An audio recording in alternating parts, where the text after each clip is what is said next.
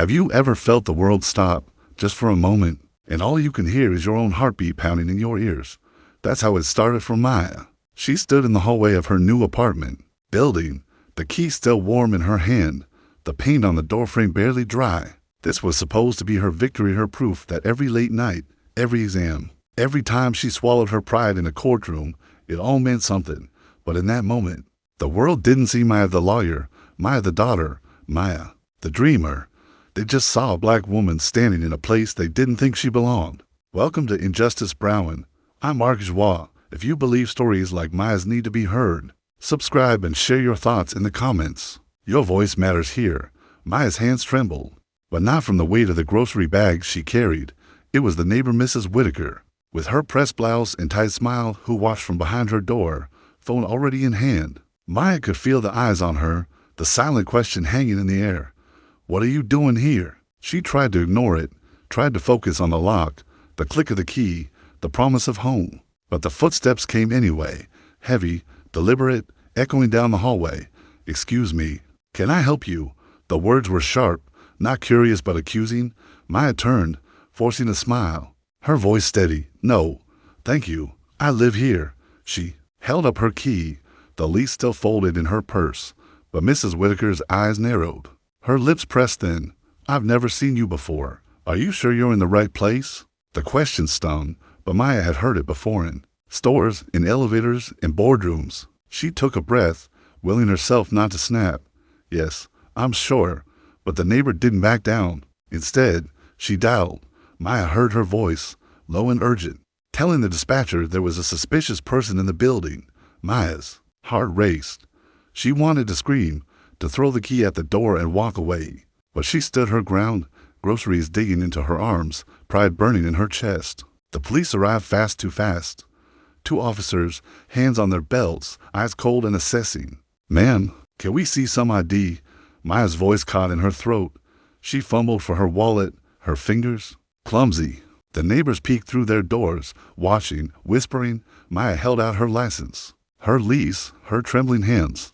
The officers studied them, their faces unreadable. "We just have to check, ma'am.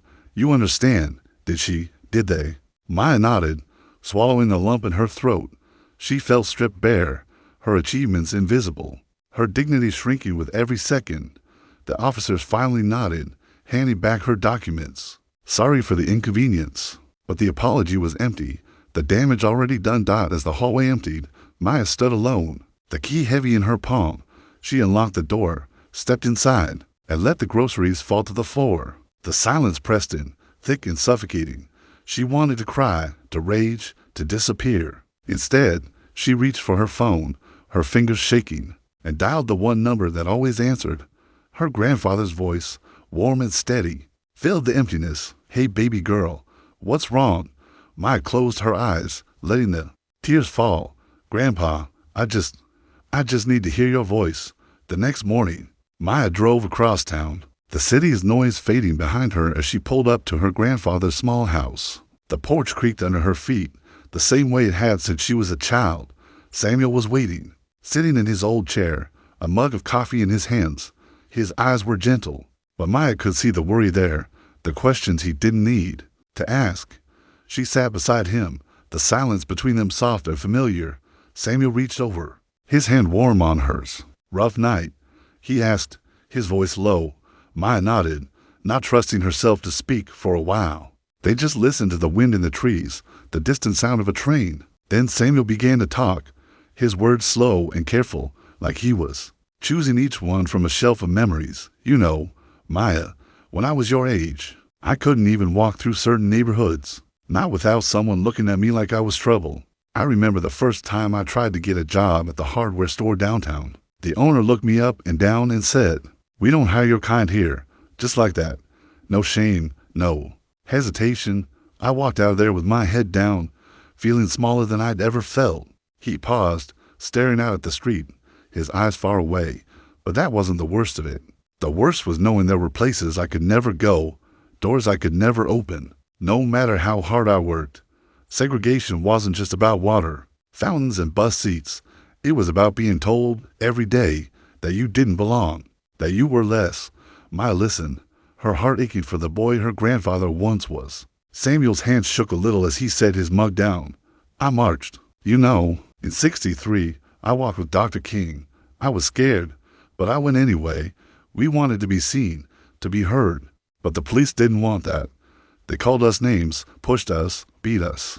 I spent a night in jail, blood on my shirt, bruises on my face. I lost friends, good men, good women who just wanted to live free. He looked at Maya then, his eyes shining with tears he refused to let fall. The first time a white officer called me an asterisk, I thought I'd never get over it. I wanted to fight, to scream, but my mama told me, don't let them steal your pride, Samuel. Hold your head high, you're worth more than their hate. So I did, every day.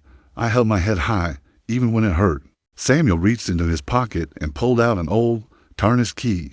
He pressed it into Maya's hand, his fingers closing around hers. This was the key to our first house. It wasn't much, but it was ours. We fought for every inch of it. I want you to have it, Maya. When the world tries to lock you out, remember you come from people who know how to open doors. You're never alone. Maya closed her fingers around the key, feeling its weight, its history. In that moment, the grief and anger inside her softened, replaced by something steadier. She looked at her grandfather, her voice barely a whisper. Thank you, Grandpa. And for the first time since the night before, she felt like maybe, just maybe, she could breathe again. Maya walked back into her building with the old key in her pocket, her grandfather's words echoing in her mind. The lobby felt colder now, the stairs sharper. She could feel the weight of every glance, every forced smile, every neighbor who suddenly found something interesting on their phone which she passed. The elevator doors slid open and a man she'd seen a dozen times before hesitated, then let them close, leaving her waiting alone. It was subtle, but it was there. The message was always the same. You don't belong out at work. The air was just as heavy. Maya had spent months preparing for a big case, working late, double-checking every detail. She knew she was the best candidate for the promotion. Her numbers proved it. Her clients vouched for her, but when the announcement came, it was someone else's name they called, someone with less experience, less drive, but a last name that fitted better with the partners upstairs. Maya sat in her office, staring at the congratulatory email, her jaw clenched so tight it hurt. She heard the laughter in the hallway, the way her colleagues avoided her eyes. One partner stopped by her door, offered a quick, "You'll get it next time," and walked away before she could answer. The anger burned in her chest. Hot and steady, she thought of her grandfather, of the key he pressed into her hand. She thought of all the doors slammed in his face, all the times he'd been told to wait his turn, to be patient, to be grateful for scraps. Maya stood up, her hands shaking, but her resolve hardening with every step. She wasn't going to wait quietly, not anymore. She started with her law firm. She gathered her records, her performance reviews, every email and memo that showed her work. She filed a formal complaint, naming names, refusing to let her achievements be erased. The HR manager tried to talk her down, told her it was just a misunderstanding, that these things take time. Maya didn't back down. She spoke clearly, her voice steady, her eyes never leaving his. I've earned my place here. I won't be silent. Back at her apartment, Maya called a meeting for the tenants. She knocked on doors, handed out flyers, invited everyone black, white, young, old to come and talk about what was happening in their building. Some people rolled their eyes, some ignored her, but others nodded, their faces tight with stories they'd never told. On the night of the meeting, Maya stood in the community room, her heart pounding. The room was half full, but it was enough. She cleared her throat, the old key warm in her pocket. I know what it feels like to be watched, to be doubted, to be made to feel small in your own home. But we don't have to accept it. We can demand better from our neighbors, from our management, from ourselves. Her voice shook at first, but she kept going, her words gaining strength. We deserve respect. We deserve to feel safe. And we deserve to be heard. As she looked around the room, Maya saw heads nodding, eyes meeting hers with something like hope. For the first time, she didn't feel alone. The weight of the key was still there, but now it felt like something she could carry, something she could use. The days that followed felt different, like the air itself was shifting. Maya's meeting had started something she couldn't have predicted. People who'd never spoken to her before stopped her in the hallway, their voices low, their eyes searching. Some just nodded, A silent thank you. Others wanted to talk, to share. The walls that had kept everyone apart began to crack, just a little. One morning, as Maya was leaving for work, she found Mrs. Whitaker waiting by the elevator. The same neighbor who'd called the police on her, now standing with her hands folded, her face drawn and uncertain. For a moment, neither of them spoke. Then Mrs. Whitaker took a shaky breath. "I owe you an apology, Maya. I was wrong. I let my fear get the better of me, and I'm sorry for what I put you through." Her voice trembled, but her eyes were honest. Maya felt the anger rise up, but she let it pass. She nodded, accepting the apology, not because it erased the pain, but because it was a start. Word spread about the tenants' meeting. More people came forward, black tenants who'd been followed in the lobby, questioned about their guests, ignored by the doorman. One woman, Mrs. Johnson, told the room about her son being stopped every time he came home from basketball practice. Another man, Mr. Carter, shared how he'd been asked more than once if he was with the cleaning crew. The stories poured out, each one a piece of a puzzle everyone had been too afraid to name. The building's management couldn't ignore it anymore. They sent out a letter promising change, new training for staff, a review of security policies, a commitment to treating every resident with respect. It wasn't everything, but it was more than anyone had expected. For the first time, Maya saw real possibility in the faces around her. People were talking, listening, seeing each other in ways they hadn't before. At work, the wheels turned slowly, but they turned. Maya's complaint triggered an internal investigation. Colleagues who'd once kept their distance now offered support, some even sharing their own stories of being overlooked or dismissed. The partners called her in, their tone different this time, measured, respectful. They acknowledged her work, her dedication, and the ways she'd been wrong. Maya was offered the promotion she'd earned, but more than that, she was given a seat at the table, her voice finally heard. The day of her first public speech, Maya stood at the front of a crowded room, her heart pounding. She looked out and saw her grandfather, Samuel, sitting in the front row, his eyes shining with pride. She spoke about justice, about dignity, about the power of standing up even when your voice shakes. She spoke for herself, for her neighbors, for everyone who'd ever been told to wait their turn. After the applause faded, Maya walked back to her building, the old key heavy in her pocket. In the lobby, she saw a young black girl, maybe 8 or 9, watching her with wide, curious eyes. Maya knelt down, pressed the key into the girl's hand, and smiled. "This is for you. It's a reminder that you belong here. Don't ever let anyone tell you different." The girl's face lit up, and for the first time, Maya felt the weight of the key lift, replaced by something lighter. Hope. Maya stood at her window, watching the city wake up. The morning sun spilled across the rooftops, painting everything gold. She let herself breathe, really breathe, for the first time in what felt like years. The old key was gone from her pocket, but its memory lingered warm, steady, a quiet promise that she would never forget where she came from or who she was. She walked the halls of her building, each step lighter than the last. Neighbors who once looked through her now greeted her with nods, with smiles, with small words that meant more than they knew.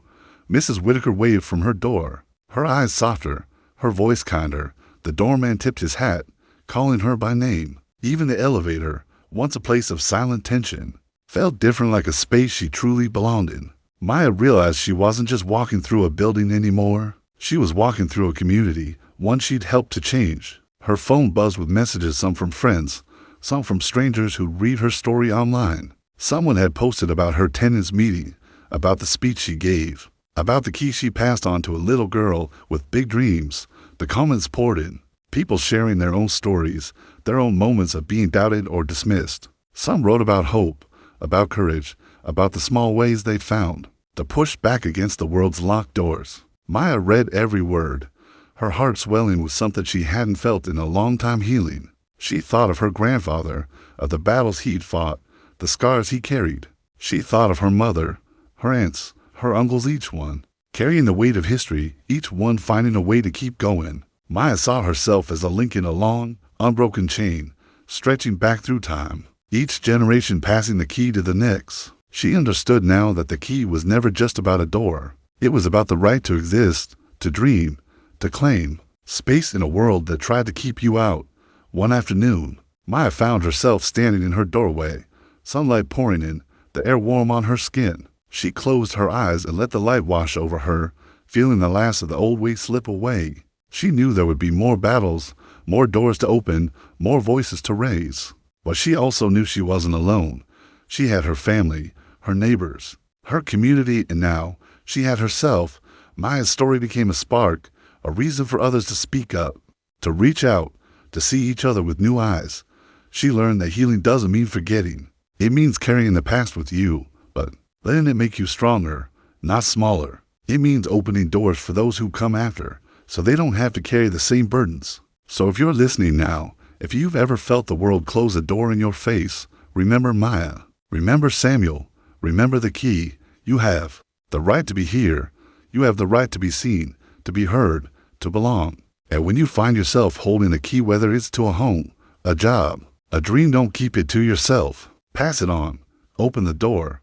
Let the light in, because every time you do, you make it easier for someone else to walk through. This is Mark Joie, and you're watching Injustice Browning. If Maya's story moved you, subscribe, share your thoughts in the comments, and let's keep this conversation alive. The world needs your voice. The world needs your courage, and somewhere, someone is waiting for you to open the door.